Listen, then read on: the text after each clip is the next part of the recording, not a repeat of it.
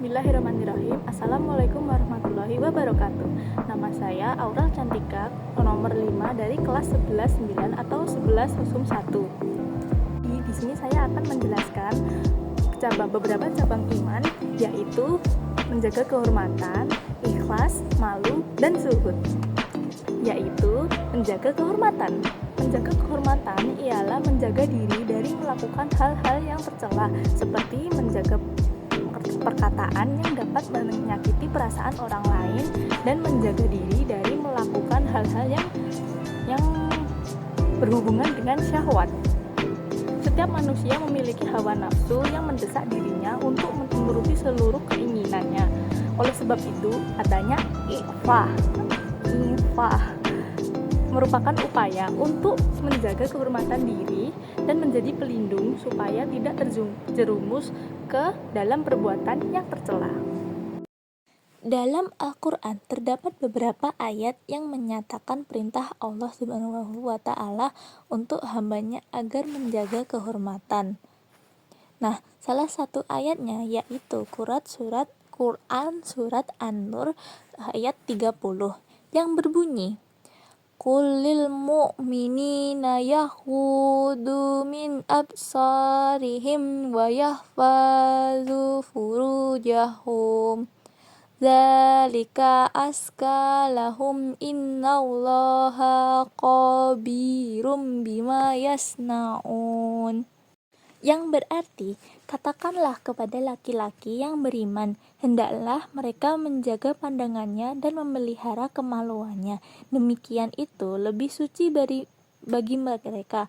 Sesungguhnya Allah Maha Teliti terhadap apa yang mereka perbuat. Gimana sih caranya menerapkan menjaga kehormatan di kehidupan sehari-hari? Nah, bisa nih kita terapin. Ya, yaitu yang pertama dengan mengurangi interaksi dengan lawan jenis yang bukan mahram, sekalipun itu cuma eye contact atau interaksi mata. Yang kedua, yaitu menggunakan atau memakai pakaian yang sopan dan sesuai syariat atau menutup aurat. Bagi perempuan, hendaklah memakai pakaian dan hijab yang menutup aurat, tidak ketat, dan tidak menyerupai lawan jenis. Yang ketiga, yaitu dahulukan usaha dan kerja keras dan tidak meminta-minta ataupun memohon belas kasihan kepada orang lain. Yang kedua adalah ikhlas. Ikhlas merupakan melakukan segala sesuatu termasuk beramal dan beribadah atau singkatnya berbuat baik, hanya ingin mendapatkan ridho Allah Subhanahu wa Ta'ala tanpa validasi orang lain. Bagaimana sih cara menumbuhkan sikap ikhlas dari diri kita sendiri itu? Nah, sebenarnya mudah ya, yaitu dengan perbaiki niat di setiap aktivitas yang dilakukan dan menjadikan Allah SWT sebagai tujuan dalam setiap aktivitas yang baik dalam kehidupan kita sehari-hari. Dan yang ketiga yaitu senantiasa berdoa kepada Allah SWT untuk selalu diberikan keikhlasan dan kekuatan untuk menahan ikhlas.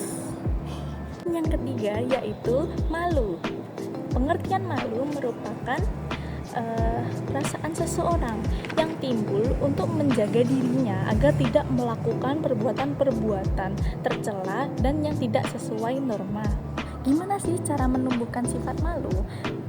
Cara menumbuhkan sifat malu itu yaitu kita belajar menumbuhkan kesadaran diri sendiri terlebih dahulu atas perasaan bersalah terhadap perbuatan dosa yang telah kita lakukan yang lalu. Yang selanjutnya yaitu memperkuat iman dan takwa kepada Allah SWT dan memohon kepada Allah SWT agar selalu dikaruniai rasa malu. Dan lalu meningkatkan pemahaman atas berharganya kehormatan diri dan berharganya harga diri oleh diri kalian sendiri, karena setiap manusia itu berharga ya, jadi harus dijagalah biar enggak sia-sia gitu. Lalu yang terakhir yang keempat atau yang terakhir yaitu suhud gitu. Lalu yang keempat atau yang terakhir yaitu suhud merupakan meninggalkan kemewahan duniawi dengan mengharapkan kebahagiaan akhirat untuk memperoleh ridho Allah Subhanahu wa Ta'ala. Nah, untuk pesan moralnya yaitu kita harus menjaga harga diri dan menghormati diri kita sendiri dengan menumbuhkan sifat-sifat baik seperti sifat zuhud, malu, ikhlas, dan menghormati diri sendiri, yaitu untuk menumbuhkan teladan yang baik dan apik sih pesan. Nah, untuk pesan moralnya kita harus menumbuhkan sifat-sifat yang baik dan disukai oleh Allah, yaitu malu, ikhlas, menghormati diri, dan zuhud. Karena nggak tahu. Nah, pesan moral dari pelajaran kali ini yaitu kita sebagai manusia harus menumbuhkan sifat yang baik seperti zuhud, malu, ikhlas, dan menghormati diri kita sendiri.